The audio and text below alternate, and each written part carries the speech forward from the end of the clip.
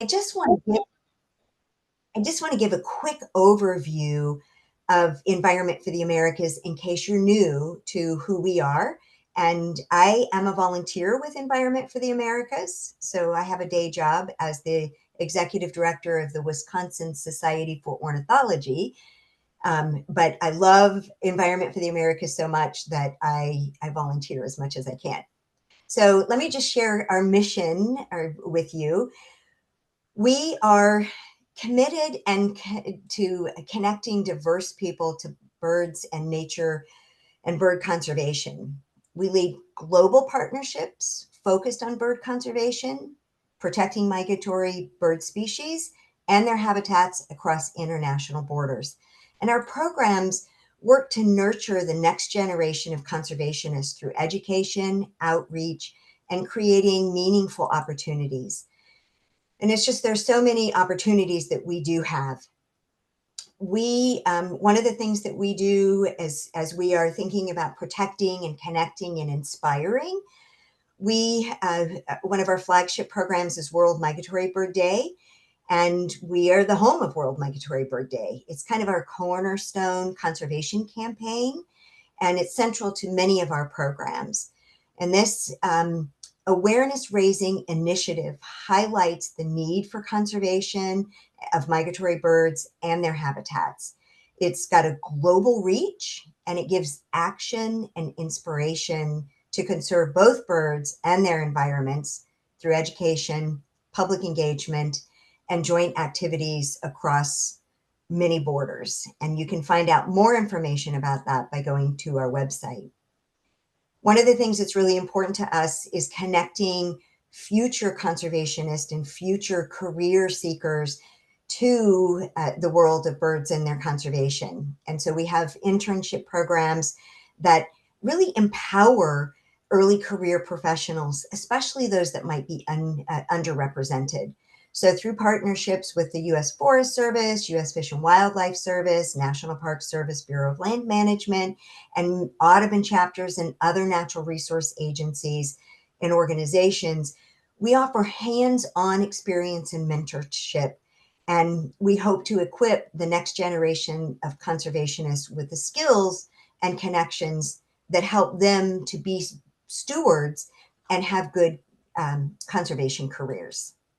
So a lot of important things for us as an organization, and we are so glad to have you here this evening. And thanks for all the comments. It looks like we've got folks from Ontario, Iowa, a fellow Wisconsinite, Cleveland, anybody from Michigan? Our author is from Michigan. Any Michigan people? So I do want to introduce our author this evening. When I started reading this book, I was just absolutely fascinated by the things that I was learning. And having worked in the migratory bird program for U.S. Fish and Wildlife Service, I kind of thought I had a really good gist of things, but I learned an awful lot through reading this book. So Will McLean Greeley is a resident of Midland, Michigan. Did I see any other Michigan people out there?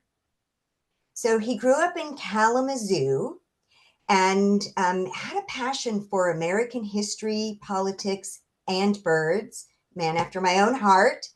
He's a graduate from, I'm not sure I'm going to pronounce this right, Will, but Loy Norix High School? Yes. Mm-hmm. Oh, just got distracted by a hummingbird. Sorry. That's going to happen all evening, you guys.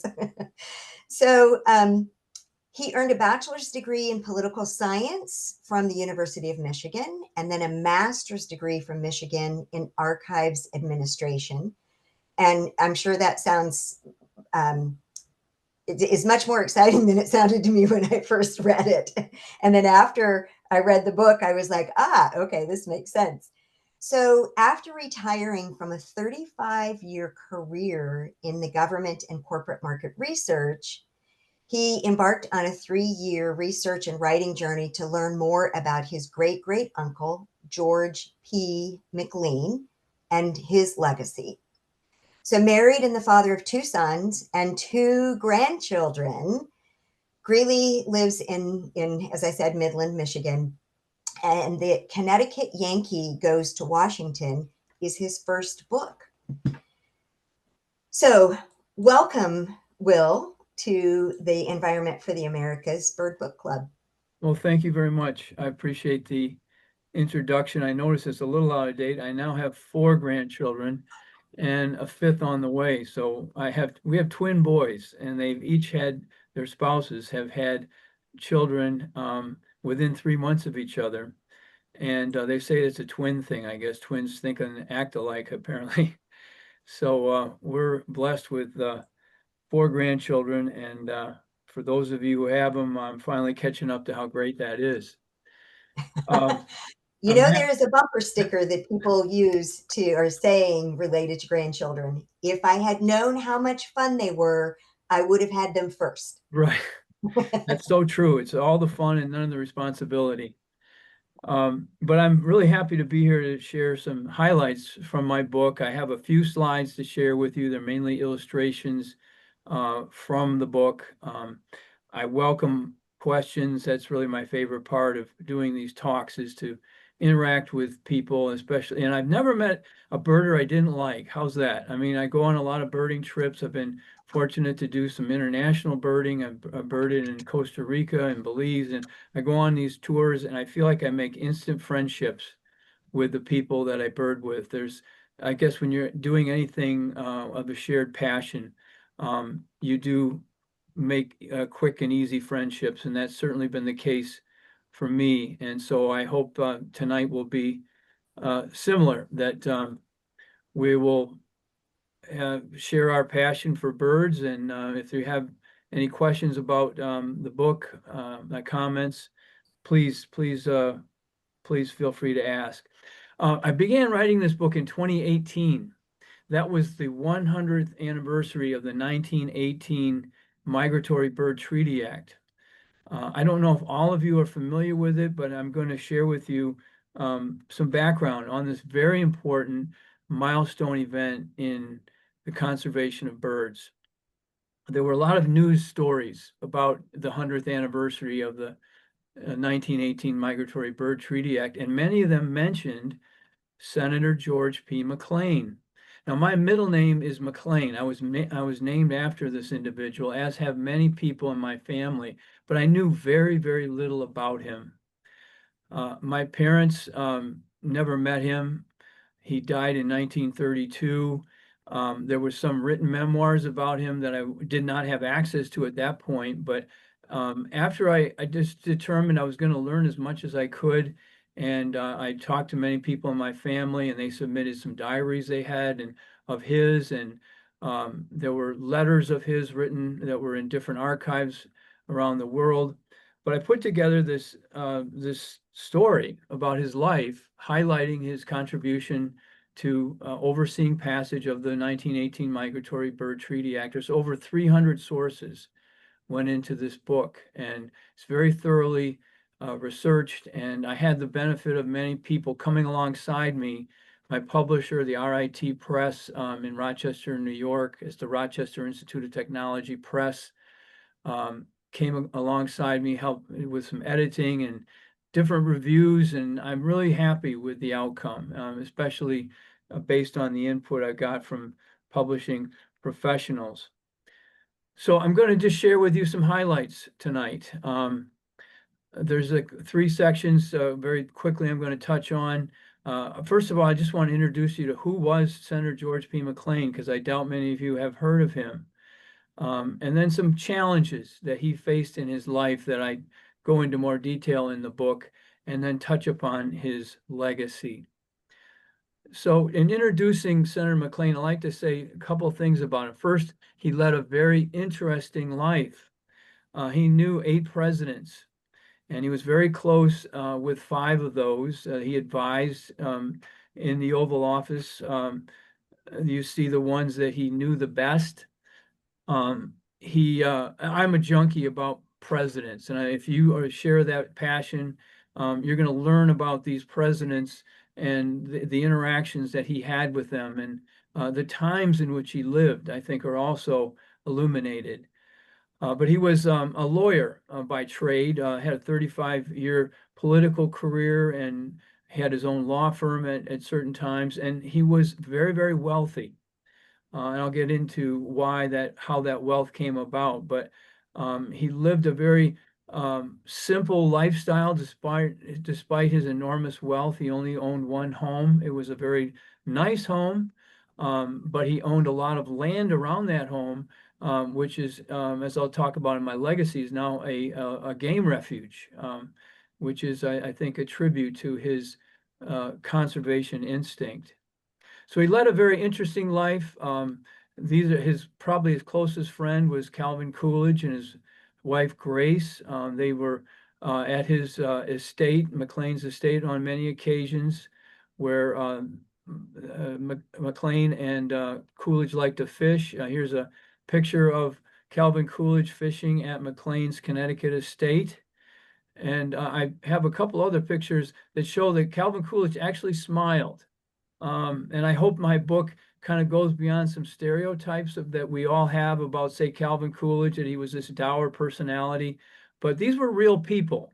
And one of the things about a biography that I love to read biographies, it's what were these people really like? And not just, getting beyond some of the stereotypes that we have of people in history. I try to unpack that and give you many examples of how McLean interacted with these various people in getting this important legislation passed. So he led an interesting life, but he also led an important life. And I think it's not just somebody who led an interesting life, but why would you want to read about that? But he also led an important life, and because he was the leader in passing this extremely important and challenging to pass Migratory Bird Treaty Act. Now, I'm assuming most of you know a little bit about it, but I want to just give you one takeaway on the MBTA, the Migratory Bird Treaty Act. At the heart of it is it prohibits the taking, which includes killing, capturing, selling, trading, or transporting migratory bird species that have been identified. And today, there's over 1,000 of these species. So this is why you can't have a pet cardinal in your house.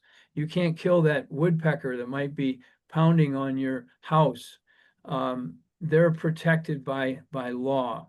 And it was this legislation that was passed in 1918 that we now sort of take for granted as always having been there. I wanted to share with you this quote from David Sibley. I imagine most of you have heard of David Sibley. He endorsed my book, and that meant so much to me at the time, still does, it just does today, because it really helped pave the way, opened a lot of doors, helped me find a publisher.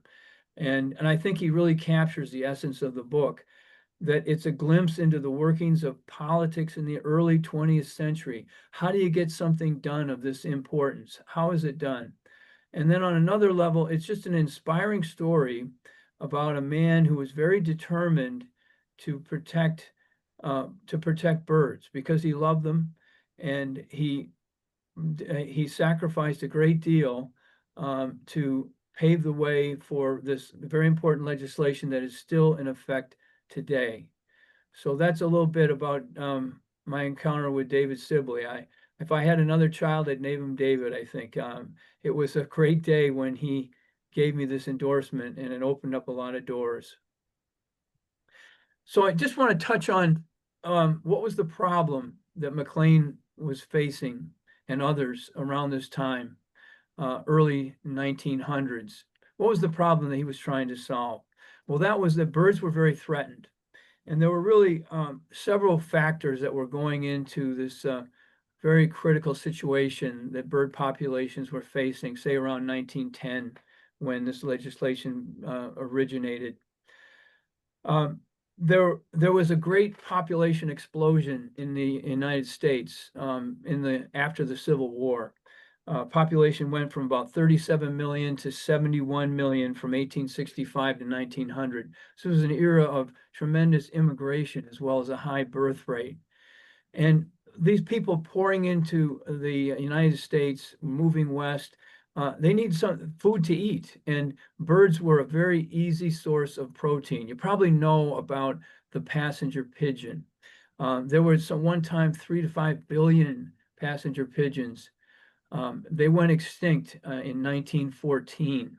And that was a real wake-up call to the country. The newspaper coverage of this event was extensive, and it really shook people to the core that this bird that was so common, so abundant, they said clouds of birds, when they migrated through towns, would actually block out the sun. They were so large that they went extinct. And this was because they were hunted as a source of food, primarily, but as sport as well.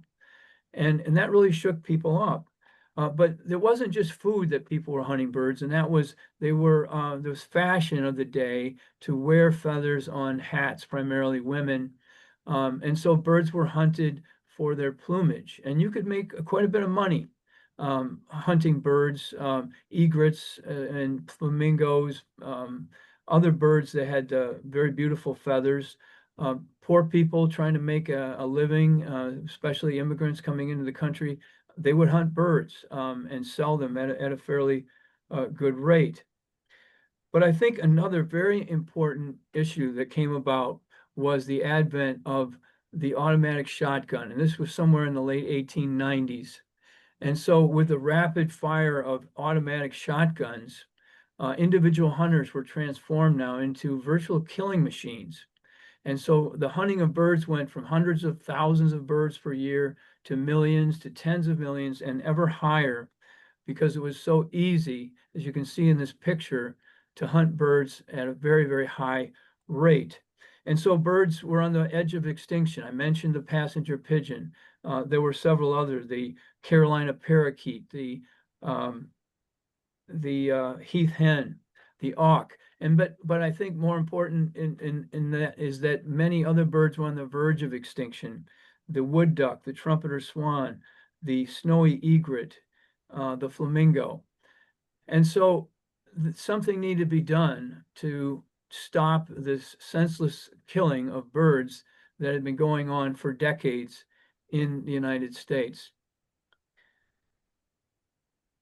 So my book goes into the life story that McLean had. I'm only going to touch on it briefly right now. That these are the experiences that he had that shaped and equipped him to rise to the occasion once he became a senator to pass this legislation. So his childhood was really sort of a rags to riches story, and most people are drawn to those. How does somebody emerge from an impoverished boyhood to becoming a U.S. senator? And I go into some detail about that. He had a legal career that was really at the foundation of his life to get him into politics. He had a career as a political reformer. He was a lawyer, had his own firm, but he loved the thrill of politics, the clash of ideas and implementing change. He was a reformer. In the late 1890s, when he was in the state legislature in Connecticut, he was U.S. attorney and then governor of Connecticut while in his 40s. So he had a track record, and throughout this time, he tried to pass significant reforms at the state level. And I talk about some of those reforms in the book. And these were all sort of a training ground, a proving ground for him as he entered the U.S. Senate. His time as governor trying to push reforms really affected him negatively. He had a nervous breakdown when he was governor. His reforms were not received well. He was blackballed by his own political party. He was a Republican of this era, the Theodore Roosevelt style Republican.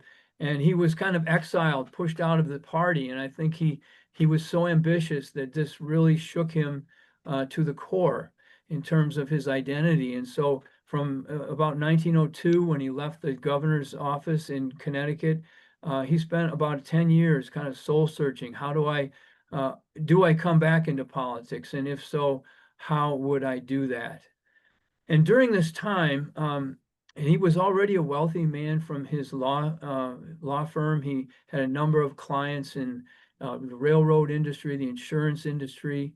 A company called AT&T was a startup at that time, and he helped them with this proliferation of telephone networks around New England. But he came into an inheritance from his aunt. and he inherited at that time $3 million, which in 1906, $3 million is today is something like 80 million. So he came into tremendous wealth. And I mention this because he could have at that point had an unlimited lifestyle. He could have traveled the world, had houses all over the world, but instead he decided he was going to come back and run for the U.S. Senate. And he was very dedicated to public service. And so he entered the U.S. Senate in 1911, and he's had 3 terms there. And here are some things that he helped accomplish, issues that he helped shape during his time there. There were 3 constitutional amendments that he voted on, and the League of Nations, other things. So if you're interested in U.S. history, many of these issues I discuss and his stance on them and how he helped shape them. But of course, what we're really talking about tonight is the Migratory Bird Treaty Act that was passed in 1918. So I'm just going to turn to his legacy relating to conservation. I just wanted to touch on some highlights to give you a sense of the book, what's in it. But I think it's not an overstatement to say that the MBTA has helped save birds from extinction. There's a quote in the book, and I was just talking about it, that there's one conservationist that said it has saved millions of birds from senseless killing. And I think that this is the primary legacy that we owe to this legislation. It has changed, it has morphed over the years, over the 100 years it's been in effect, but it's this same legislation that was in effect to stop the senseless killing and protected over 1,000 bird species. Secondly, and I think this is very important to emphasize, it paved the way for federal oversight of the environment. Prior to the 1918 Migratory Bird Treaty Act, there was a states' rights mentality in government. And this was a big hurdle to overcome. There were many reform movements and many efforts by the Audubon Society and others to stop the killing of birds, but it was all done at the state level. So let me give you an example of the absurdity of these state laws about bird hunting. One state, Missouri, at one time in the 1800s had one law pertaining to the hunting of birds, and that was you couldn't hunt on Sunday. Other than that, you could hunt virtually any bird you wanted, any time of the year, and in an unlimited fashion.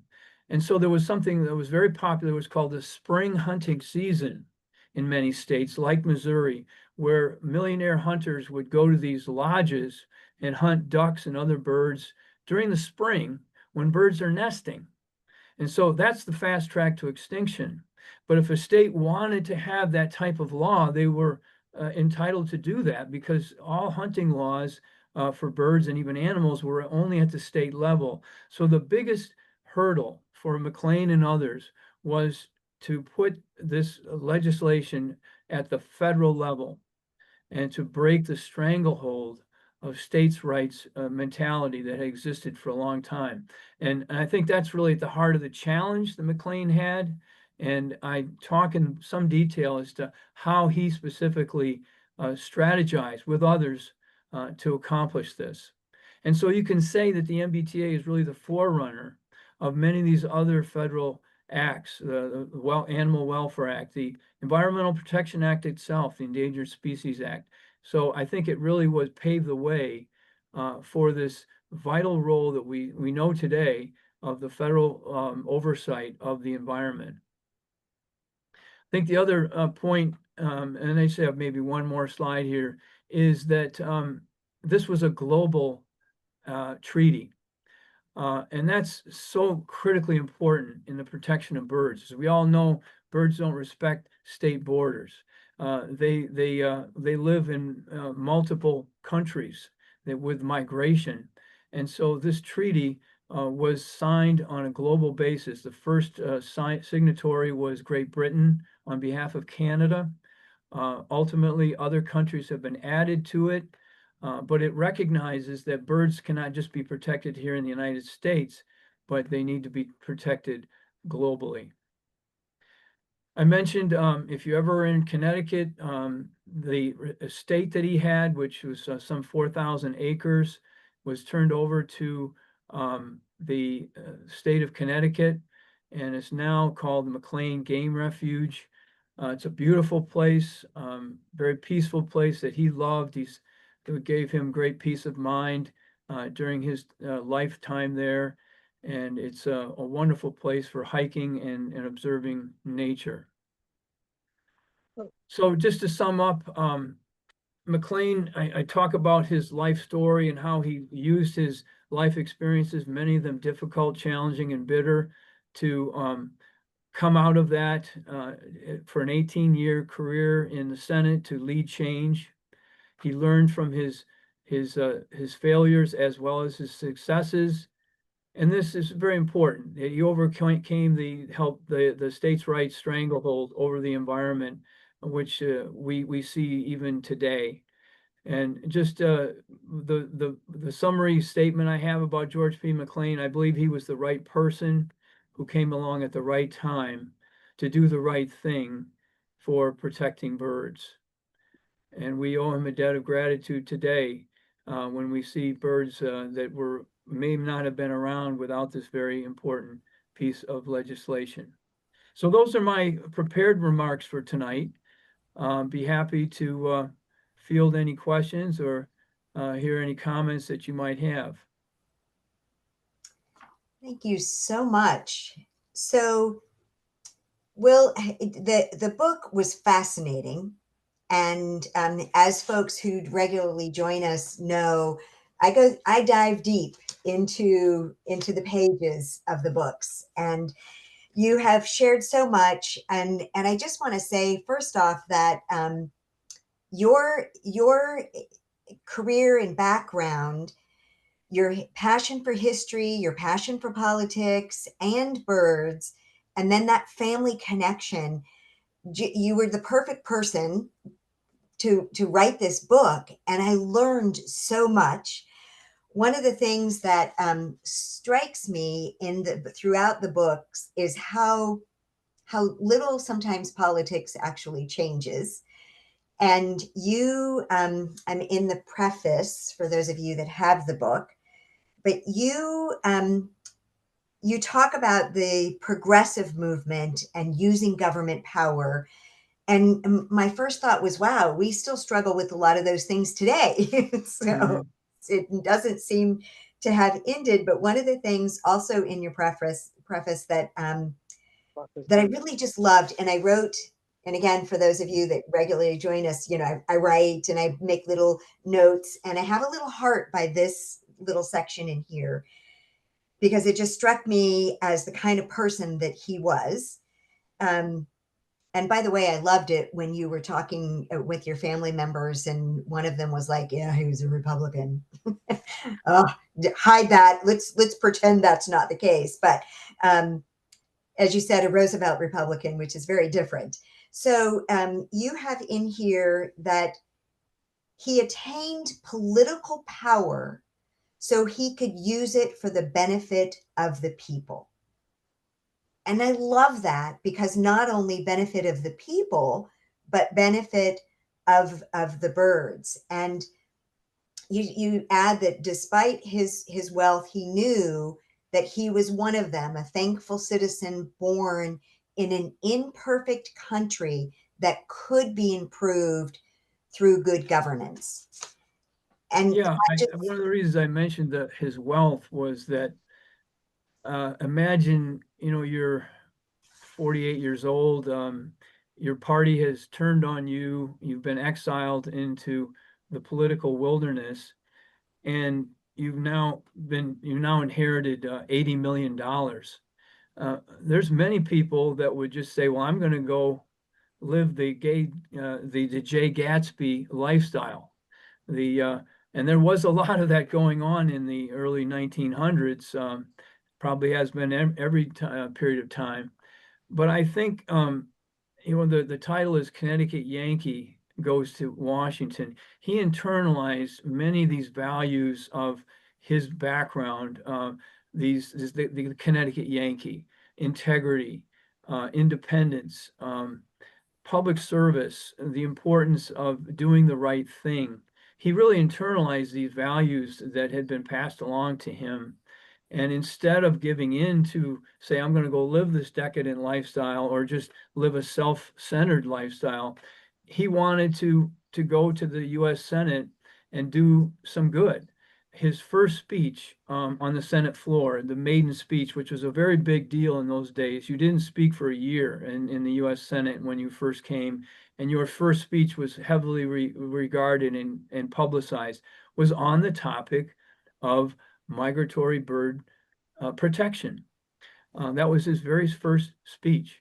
And other people before him had tried and fallen short of creating a nationwide system of laws and regulations and the ability to enforce it. That's another very important thing. It's not just passing a law, but it's putting together the infrastructure to monitor the law and enforce the law.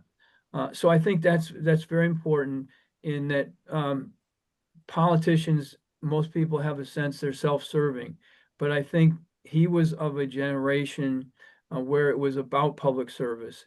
It was about giving back, and you Public. see that in the book. Yeah, yeah.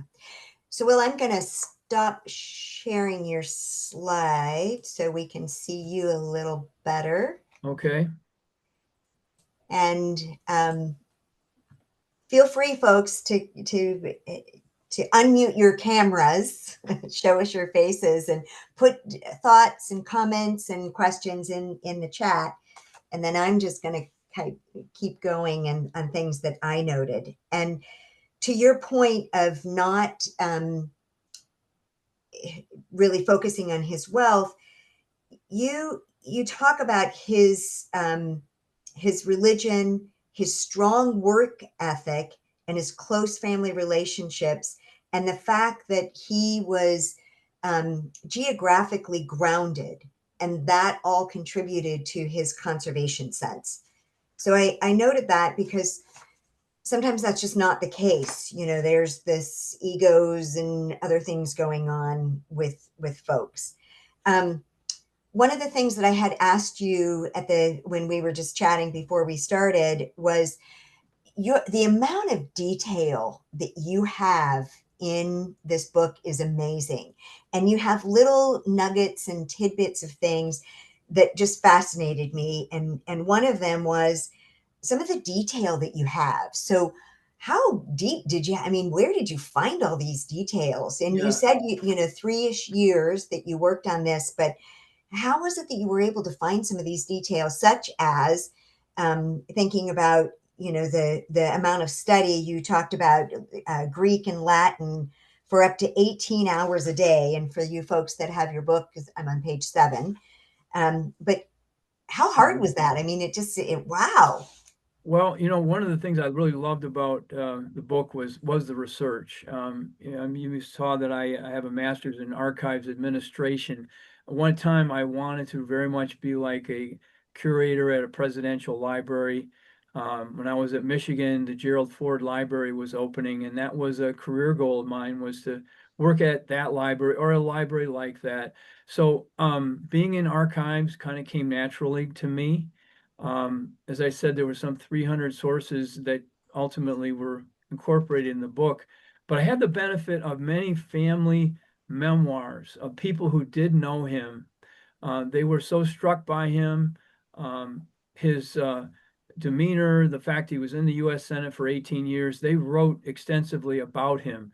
It's interesting, he didn't write about himself much. He died at age 74 of a heart attack, so perhaps he had in mind to write a book about him, an autobiography or something, but he didn't. But I think he was also somebody that wasn't really about himself. I don't think he was self-conscious about his legacy. He wanted people to celebrate his life.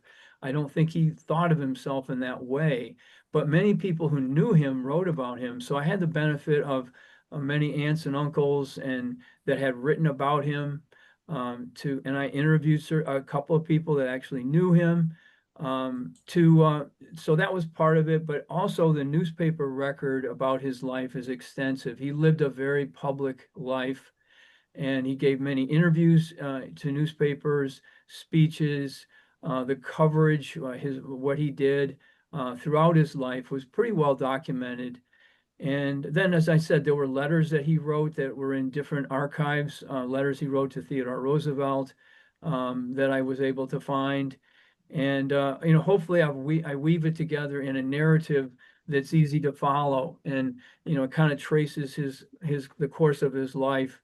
And so there are quite a bit of details, but I also try to have a narrative focus about his eventual rise to his time in the U.S. Senate.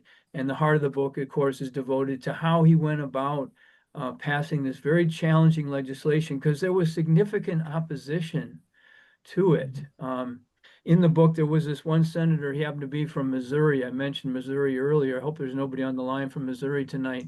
But they were very opposed to federal laws about bird protection, partly because they had these hunting clubs up and down Mississippi River and other places for duck hunting.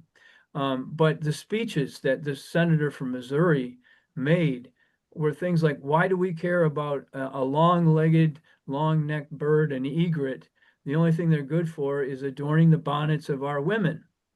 It's comments like that that show what the mindset of people was in the early 1900s, and the opposition that he faced from organized hunting groups, also business interests that wanted to proliferate this hat trade. That was another group that was very much against any kind of change. But it was really the states' rights people that just didn't want the federal government having oversight over hunting. That was the biggest obstacle that he had to use a lot of his skills with the help of many other people to overcome. Well, it's certainly fascinating. And I'm going to call out Carmen, and then we have another comment that I want to make sure we get to. But Sure. and thanks, Carmen, for showing your lovely your face this evening. Um, I've not been much of a history buff until just recently, and so I typically don't read a lot of history. But you did, to your hoping that you wove a good story. You really did a nice job of weaving the history in with the people and with the issues. And I just found it, well, as you can tell from all of my marks, I found it fascinating. So yes, Carmen, I agree with you. It's very readable and very informative, and to the point of, it's fascinating to think about what was happening then and what's happening now, and how we need to be aware of things. And one of the things that you said, actually in chapter 7, for you that have the book or that will be getting the book, um, something is something to be said for listening and not always talking. And I think that's an important thing to think about when for politicians, because he wasn't one of those, or at least from what I'm reading from your book, one of those that spoke a lot about. He listened a lot Mhm. and learned a lot. Yeah, he was very popular. Being reelected 3 times in and of itself kind of proves his popularity. But this was at a time when that was quite unusual for senators to get reelected that many times, especially in the northeastern states. Um, he was also a rather introverted person, and you might find that ironic. But in the book, I talk about other presidents, other politicians that are also introverts. Here's a few. Richard Nixon, maybe that's not a big surprise to you. Um, this one might surprise you. Barack Obama, Hmm. John F. Kennedy. Some of these people that are in politics, they're drawn to politics almost as a way of rounding out their life. That they're not naturally outgoing, but they want to experience life more fully, and so they choose this profession as a challenge. Another one that was Ronald Reagan.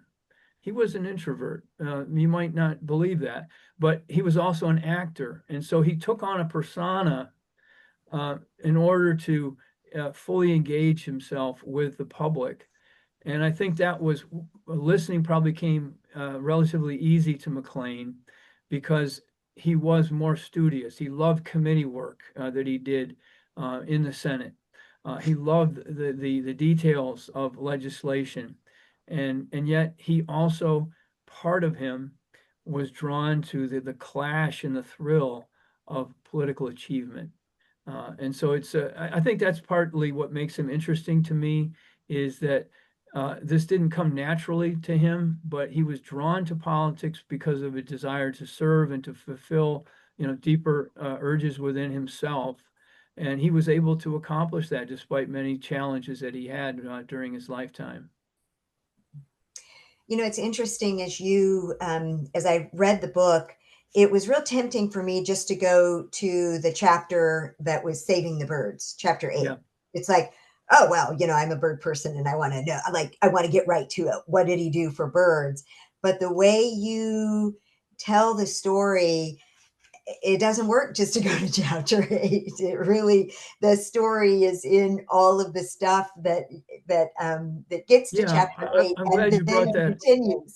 I'm glad you brought that up because a biography, by its very essence, the genre, is that you want to look at the influences that shaped him as an in his early years, how those things influenced his development, the challenges that he went through, and how those equipped and strengthened him for his major accomplishment. But there was more to his life than that one incident. But I think if you want to go away with a deeper understanding of, first of all, the Migratory Bird Treaty Act, what it faced, the challenges it faced to get past, but also what it takes to lead change. I think that's one thing that some of you might know, and personally, maybe you've been in a job where you had to lead unpopular change. Um, Change hurts.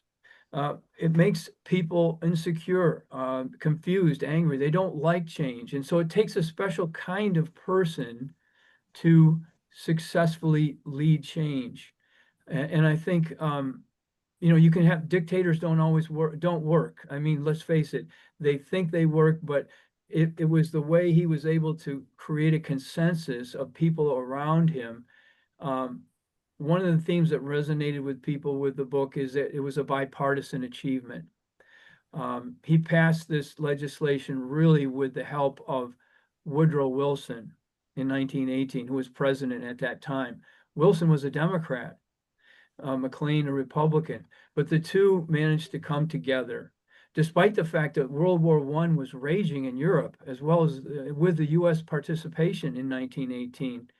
The two decided not to put this issue aside. It had been put aside for decades, and they came together and said, even though we're at war, even though people are saying this is an unimportant issue, we're at war, they had the political will to get this passed, coming together as a Republican and a Democrat. They didn't agree on a lot of other issues, let me tell you, and I talk about that in the book, but they were able to set that aside.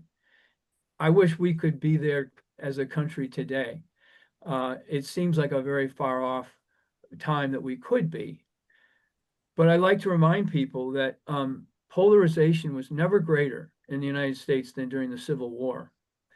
And it wasn't until about 30 or 40 years after the Civil War that people emerged with a more bipartisan sense about coming together and working together. Hopefully, it won't take that long for us. But I think there is hope that if we've had bipartisan times in the past, that perhaps we can do so again. Yeah, absolutely. And you dive into that in chapter 12. And I wrote just a note in quotes: leading change is never easy. So for those of you that have the book or get the book, around page 270, 71-ish, you talk about that. And I want to make sure we point out Jeannie's comment. So, and it was from our conversation just a little bit ago, you made an interesting point about his sense of place. And she says, I do think from reading older memoirs that people paid more attention to nature, no TV, and probably traveled way less than we do now. And I imagine moved less often, so they had the time and took the time to enjoy it, especially if they lived in rural areas. Yes, yeah, he grew up in Simsbury, Connecticut, which is about 20 miles from Hartford. It's still today a very beautiful area, quite rural in nature. And yet, when he grew up there in the 1860s and 70s, he was born in 1856. It was idyllic. And he also had but he didn't like farming. He grew up on this 100-acre farm. He hated farming. And I think that was an indication that he was built for other things, for an intellectual life. He had something of a dreamy personality. I liken that to someone who's forced to do physical labor all day and they hate it. And so what he's probably thinking about is, how can I have a life that's different from this grueling life of farming? And yet I think he loved it because he stayed at that same farm. He bought 4,000 acres around the 100, but his life was more complete. He loved the setting. He loved nature. I think he had almost a spiritual view of nature. You know, he grew up in this very puritanical congregational family. But I think in many ways he had that religious impulse carried over into his view of nature. And it was a person's responsibility to protect nature. You know, that's almost like a biblical view of we are stewards of the earth. And so I think his sense of place is very important in his life, and the fact that he stayed there and expanded it and died there, just a mile from where he was born, and then he gifted all of this land to the state of Connecticut with the provision that it would never be developed. And it would be preserved for future generations to experience it. He said the things of God that he encountered there is a testament to this idea about his connection to nature, his love of nature, and his sense that he wanted to have other people experience that in the future by keeping those lands protected. Mm-hmm. Right. Yeah. Jeannie, did you have a question? Can you hear me, or is my Yes. video? Yes. Oh, you can. Okay. I'm just curious. Were they from the McLean family in Scotland? Yes.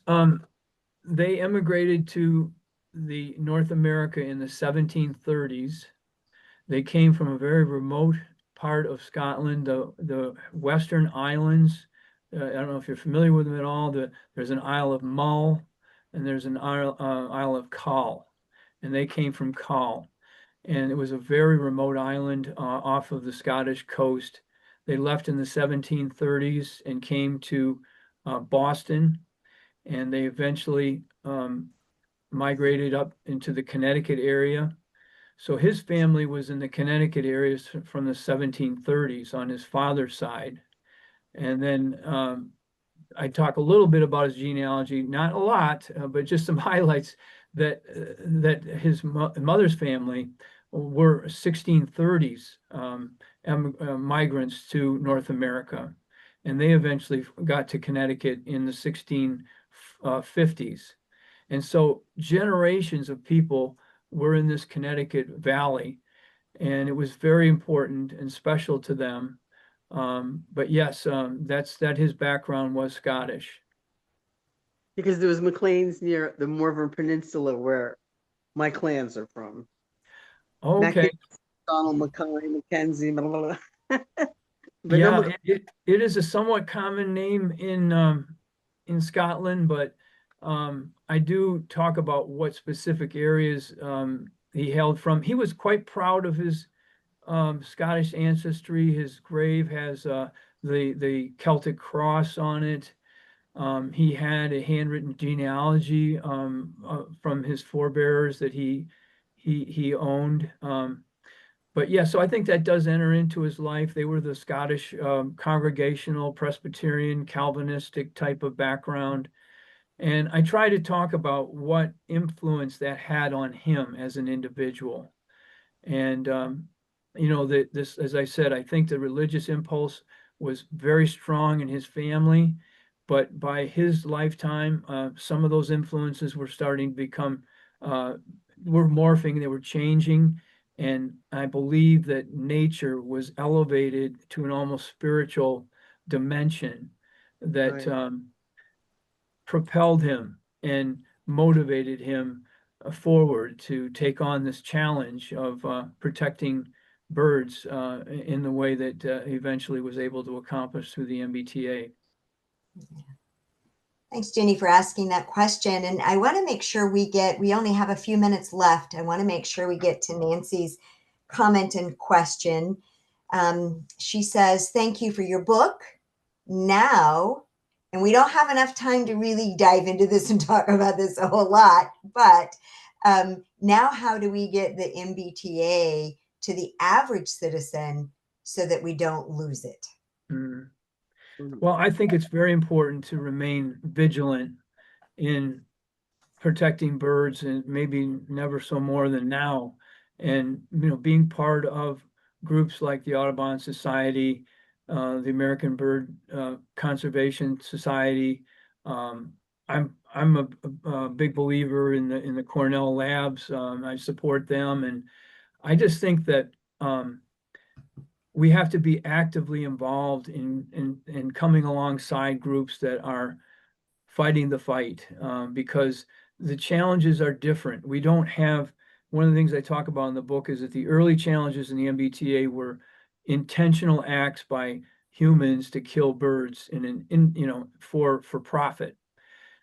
Now it's more indirect challenges that we have. It's not, and I think it's these indirect challenges that the law still supports. It's been adjudicated, and the most recent decisions have been on the side of the MBTA, but it's things like oil spills. That was an intentional act, but nevertheless, the companies need to be held accountable for that oil spill. Exxon, I think that was one of the largest MBTA fines that was ever levied was against ExxonMobil for the Valdez oil spill. So the challenges are different. It's more of indirect threats to birds as opposed to the direct threats. But so far, there have been challenges, legal challenges. So far, the legislation is still in place. But I think we have to be vigilant and support groups that are advocating for its preservation and strengthening. And thank you for that, Will. I think it is incredibly important for all of us to support the conservation organizations that work on these issues that may not be the direct take of birds, but the impacts that we humans have on birds. And somebody put cats that kill birds, that's huge. Windows kill birds, that's huge. The pesticide use that kills the insects that the birds depend on, especially during nesting and fledgling times. And so being able to have that voice, so being able to take work like what, happened back then and continue that kind of dedication and that kind of continuing commitment to making sure that birds are here today and into our future. So being able to have a voice, speak of it, support the organizations that do the good work. And if you don't have a World Migratory Bird Day event in your community, you can organize one. So Environment for the Americas has tons of tools and tons of opportunity for you to have something simple or something big. There are a lot of partners out there that are willing to work with you to reach those average citizens or families that might not otherwise think about the things that are detrimental to the health and welfare of birds. So certainly a lot of opportunity there. We are running out of time.